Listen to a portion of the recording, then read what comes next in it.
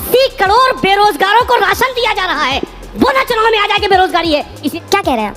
किस खुशी में राशन दिया जाएगा? जो लोग हज के लिए जाते हैं वो बेरोजगार है। ना जाने क्यों चिढ़ होती है। अरे देश की सरकार में दम है, इसलिए देश के लोगों को सहूलियत दी जा रही है। क्या आपकी सरकार संभालने में असफल है? एक सेकंड हिंदू होने का दावा छोड़ दीजिए।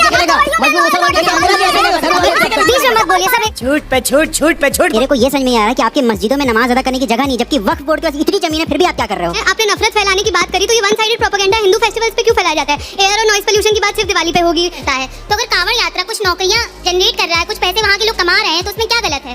बिल्कुल। तो वापस लीजिए अपनी बात। नमस्कार दोस्तों, अगर आप भी देश को मजबूत और महान बनाना चाहते हैं तो वीडियो को लाइक करके कमेंट में जय हिंदू राष्ट्र जरूर लिखें और चैनल को सब्सक्राइब करने में जरा सा भी कंजूसी न करें। अब आते हैं आज के बवाल डिबेट पे।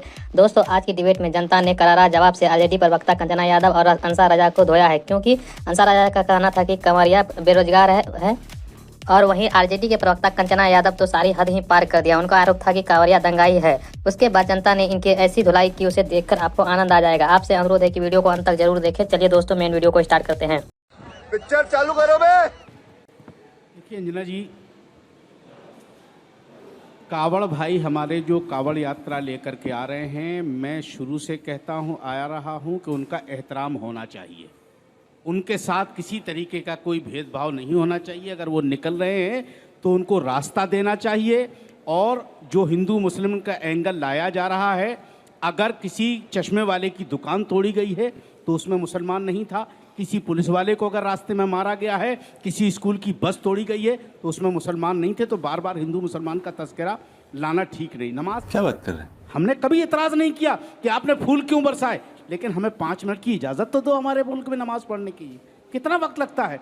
अरे हम कावड़ियों का एहतराम करें तो हमारी नमाज का इंतजाम कर दो, देश में सुकून आ जाएगा। सड़क तो किसी के लिए रुक नहीं सकती ना, हम लोग तो जाएंगे ना किसी के लिए, चाहे वो कावड़िए हो, चाहे जब तक अगर पुलिस ने रूट नहीं लगाया है तो आप सड़क पर थोड़ी बैठ जाएंगे। कोई भी ना कावड़िए वहां से सड़क आप रोकेंगे। एक बात बताइए, जैसा अभी सिद्धार्थ जी ने कहा कि 4 करोड़ लोग निकल रहे हैं, 1 मिनट में निकल गए 4 करोड़ लोग, 5 मिनट में निकल गए 4 करोड़ लोग।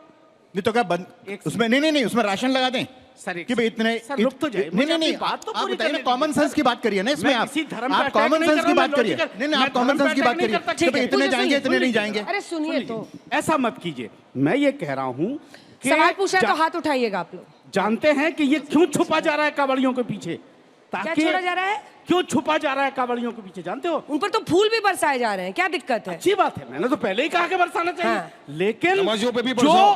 80 करोड़ बेरोजगारों को राशन दिया जा रहा है, वो ना चुनाव में आ जाके बेरोजगारी है, इसलिए कावड़ियों के पीछे छुपा जा रहा है। इनका अब देख तू छोटी आपकी नजर में बेरोजगार लोग हैं, क्या कह रहे हैं आप? किस खुशी में राशन दिया जा रहा तो है? जो लोग हज के लिए जाते हैं वो बेरोजगार हैं, कैसी बात बात कर रहे मैंने हैं? कावड़ियों ये को तो बेरोजगार नहीं कहा। आपने बेरोजगारी से जोड़ा ना मैंने अपने मुद्दे को। बेरोजगारी, जिनको राशन दिया जा रहा है कि वो बेरोजगार है इसीलिए तो दिया जा रहा है, वरना क्यों दिया जाता? ठीक है, छोटा सा जवाब दीजिए, छोटा सा जवाब दीजिए। मैं एक बात का क्यों जवाब दिया जा रहा है? जवाब दीजिए, फिर मुझे उनके बहुत सारे किसी के बीच में नहीं बोला, कुछ कारोबार नहीं है ना, इसीलिए तो दे रहे हो बीच में नहीं ना। बोला। आप सुनिएगा, क्या बात करते हो यार? पहली बात तो हिंदू मुस्लिम ये में जो फंसा करके रख दिया पूरे मुल्क को। पहली आप सुन लीजिए, पहली बात तो अगर देश के अंदर राशन दिया जाएगा, देश के अंदर लोगों को यह सुविधा दी जाएगी कि 4 पैसे और जेब के अंदर इनके रह जाएं और ये कुछ और इससे कर लें, ना जाने क्यों इतनी चिढ़ होती है, ना जाने क्यों चिढ़ होती है। अरे देश की सरकार में दम है, इसलिए देश के लोगों को सहूलियत दी जा रही है। देश की सरकार में दम है, इसलिए देश के लोगों को घर दिए जा रहे हैं, शौचालय दिए जा रहे हैं। आप में दम होता तो आप दे देते, आप में दम नहीं था इसलिए आप नहीं दे पाए, हम में दम है इसलिए हम दे रहे हैं। ये पहली बात। ये जो मुसलमान वाले हैं, चुनाव आएगा तो कहेंगे वोट जिहाद करिए, उसके बाद कोई कहेगा तो कहेगा कि हम 15 करोड़ 100 करोड़ पे भारी, फिर कोई कहेगा 15 मिनट के लिए पुलिस हटा दो, पूरे देश को देख लेंगे।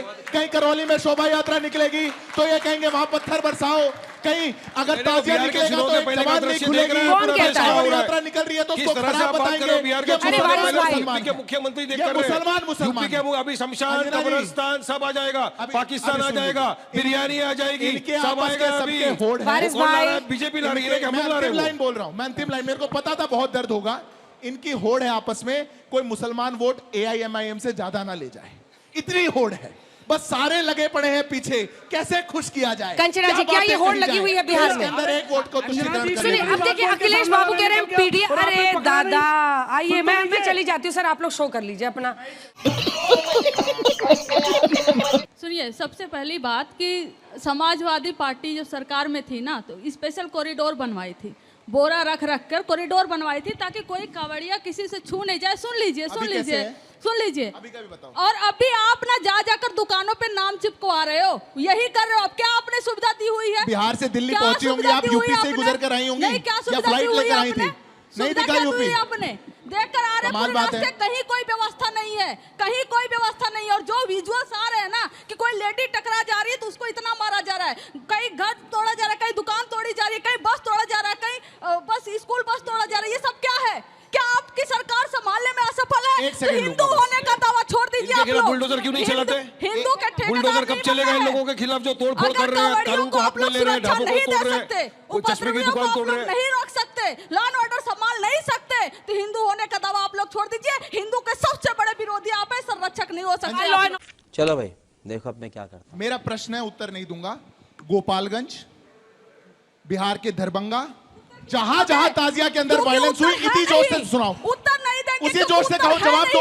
आप जवाब दो ना। अरे आपको कहीं भी आप जब आप जहां मुहर्रम निकलेगा, जहां ताजिया निकलेगी, लोगों को मार दिया जा रहा है, 8 लोगों की मौत होगी, अरे भाई 10 की मौत होगी, तब नहीं बोल पा रहे। बुलडोजर नहीं चलेगा, मजबूर मुसलमान के ऐसे नहीं हो सकता। बीच में मत बोलिए, सब एक साथ बोलिए। हाँ भाई, कैसी लगी? बोलेंगे कैसे होगा? मैं किसी के बीच में नहीं। आप जवाब नहीं देंगे क्योंकि आपके पास जवाब नहीं। ना मैं तो एक आपसे नहीं, वो कह रहे हैं कि आप मुहर्रम पे तो बोलिए एक बार, जहाँ जहाँ ताजिया के दौरान हिंसा हुई। मैं मुहर्रम में बोल रही हूँ, वहाँ भी कोई घटना होती है और होती है, तो उसके लिए भी यही जिम्मेदार है। सरकार इनकी है, पुलिस इनकी है, पुलिस जवाब दीजिए। मैं तो बिल्कुल कह रहा हूँ, हम तो जिम्मेदार होंगे, तो हमने तो कह दिया कोई घटना नहीं होने देगी। योगी जी का बयान आपने चला दिया। एक बार मुहर्रम पे बोला हो तो बताओ, एक बार बोला हो तो, एक बार भी नहीं बोल रहे लोग। इनकी जबान नहीं खुल सकती, मुंह में दही जम चुका है। ताजिया के ऊपर एक बार बोला हो तो बताओ। बच्चों के सवाल, केवल हिंदुओं को बदनाम आर्टिकल 25 जो हमारी कॉन्स्टिट्यूशन आर्टिकल 25 हर एक रिलीजन को कहता है कि आप अपना रिलीजन प्रैक्टिस कर सकते हो। तो अगर कोई भी प्रोसेशंस हो रही हैं, चाहे हिंदुओं की हो, मुसलमानों की हो, तो सबको इतनी प्रॉब्लम क्यों हो रही है? आप एग्जीक्यूटिव से पूछो कि वो ऑर्डर क्यों नहीं ला रहे। It applies to both Hindus and Muslims. Article 26 कहता है रिलीजियस इंस्टीट्यूशंस बनाना चाहिए। मेरे को ये समझ में नहीं आ रहा है कि आपके मस्जिदों में नमाज अदा करने की जगह नहीं, जबकि वक्फ बोर्ड के पास इतनी जमीन है, फिर भी आप क्या कर रहे हो? मेरा सीधा प्रश्न AIMM के प्रवक्ता से आपको बहुत पसंद आ रहा है। अरे नहीं, प्रश्न है ना, इसलिए प्रश्न ये है कि आप कांवड़ यात्रा पे बोल रहे हैं। पहले आपको बता देना चाहता हूँ कि मैं एक शिव भक्त हूँ, प्रचंड शिव भक्त हूँ। तो सवाल क्या है? हाँ, सवाल ये है कि आप कांवड़ यात्रा पे बोल रहे हैं, जो सिद्धार्थ जी ने बोला कि दरभंगा में हुआ, उस पे क्यों चुप है? या फिर जब बकरीद पे लाखों बेजुबान जानवरों को काटा जाता है, खून की नदियां बहाई दी जाती है, उस पे आप क्यों नहीं बोलते हैं? पे कुछ लोग उड़क मचा रहे, सारे कांवड़ नहीं मचा रहे। चश्मे की दुकान में मेरा आपसे क्वेश्चन है, आपने नफरत फैलाने की बात करी, तो ये one sided propaganda Hindu festivals पे क्यों फैलाया जाता है? एयर और नॉइज पोल्यूशन की बात सिर्फ दिवाली पे होगी, महाशिवरात्रि पे मिल्क वेस्टेज इतना टॉपिक गेन करता है, हीट गेन करता है, बट ये जनरलाइज। वेरी गुड, बहुत अच्छा सवाल। नॉइज पोल्यूशन पे रुक जाइए, 2-3 सवाल मुझे लेने दीजिए, बहुत ज्यादा अभी इनके अंदर आक्रोश। मेरा सवाल ये है, जब मैम ने बोला कि लॉ एंड ऑर्डर मेंटेन नहीं किया जाता है, तो लाउड स्पीकर्स के रेस्ट्रिक्टेड टाइम दिया है सुप्रीम कोर्ट गाइडलाइंस के द्वारा कि आपको पर्टिकुलर टाइम में ही नमाज चला सकते थे, तो उसके लिए क्यों नहीं ये चीज फॉलो करी जा रही? यही नहीं, अभी और सुनिए। हज की यात्रा, केदारनाथ की यात्रा वहाँ के लोगों के लिए इकोनॉमी बूस्ट करता है, तो अगर कांवड़ यात्रा कुछ नौकरियां जनरेट कर रहा है, कुछ पैसे वहाँ के लोग कमा रहे हैं, तो उसमें क्या गलत है? अच्छा, पहले कुंभ, फिर मुहर्रम, फिर अब कांवड़, लॉ एंड ऑर्डर की कमी क्यों है इतनी उत्तर प्रदेश सरकार? इसका जवाब जितनी बार भी इलेक्शंस आते हैं, हर टाइम सिर्फ हिंदू और मुसलमान के बीच में बात क्यों छेड़ी जाती है? चुनाव आता नहीं है, समझ जाइए, जैसे ऐसी बातें होने लगे। रुक जाइए, सारे 12 सवाल। मेरा सवाल ये है कि जब ताजिया जुलूस निकाला जाता है तो उसको कला और आस्था का नाम दिया जाता है, लेकिन कांवड़ यात्रा पे इतना विवाद क्यों खड़ा हो रहा है? सवाल ये है कि यहाँ पे जो भी है IIT की फीस बढ़ रही है, या जो भी चीज़ हो रही है, यहाँ पे शिक्षा की कमी है, यहाँ पे टीचरों की कमी है, इंस्टीट्यूट सब में उसकी बात नहीं होती है यहाँ पे, और हिंदू मुस्लिम होता रहता है सिर्फ। मेरा ये सवाल है कि यहाँ पे कुछ लोगों ने आर्टिकल्स की बात करी कॉन्स्टिट्यूशन के, तो कुछ वीडियो सामने आई थी जिसमें एक मुस्लिम आदमी ने दुकान लगाई हुई थी, यहाँ पे स्टॉल लगाया था, फूड स्टॉल, और उसको बहुत बदतर तरीके से मारा था कांवड़ यात्रा के द्वारा। तो यहाँ पे क्या, और QR कोड्स और उनके नामों को डिस्प्ले करने के लिए बोला गया है दुकानों में, तो क्या यहाँ पे आर्टिकल 14 की और 21 का वायलेशन नहीं हो रहा है? भी किसी ने सुना था 11 साल पहले? नहीं, अभी ही क्यों? और आप जैसा बोल रहे हो हिंदू खतरे में, मैं बोलना चाहता हूँ हिंदू खतरे में कैसा है? देश का प्रधानमंत्री हिंदू, देश का होम मिनिस्टर हिंदू, देश के बड़े बड़े एंकर हिंदू, अरे देश का पूरा मीडिया इनको इतना ऑब्सेशन है ना एंकर से। ये बोल रहे हैं गलत बात। अरे सईद अंसारी यहीं पे है, ये बोला ना इन्होंने, वो दिखते नहीं आपको? देश का आपके चश्मे का पावर बढ़ गया है वारिस भाई। जाकर के हामिद सईद अंसारी आपको दिखते नहीं है। नहीं, मुझे तो सब इतनी आप लोगों को अंजना कश्यप से मगर डिस्क्रिमिनेशन बर्दाश्त नहीं होता। अंजना जी अब मैं जवाब दे दूं जरा। सईद अंसारी तकलीफ होता है, इधर मुड़िए, अगर डिस्क्रिमिनेशन करता है। सईद अंसारी है कि नहीं एंकर? है, बिल्कुल तो फिर है। वापस लीजिए अपनी बात। मैं एंकर, नाम गिन के बताओ क्या बोलते हैं? Most of the anchor Ruby का लियाकत भी है, रूबी का लियाकत भी है। अरे most of the anchor Hindu है। तो आज का ये डिबेट शो आप लोग को कैसा लगा? आप लोग कमेंट सेक्शन में अपनी राय जरूर दे सकते हैं। अगर आप चैनल पे पहली बार आए हैं, चैनल को अभी तक सब्सक्राइब नहीं किया तो चैनल को सब्सक्राइब और वीडियो को लाइक जरूर से कीजिएगा। चलिए दोस्तों, मिलते हैं कोई और शानदार डिबेट में, तब तक के लिए जय हिंद, जय भारत, वंदे मातरम।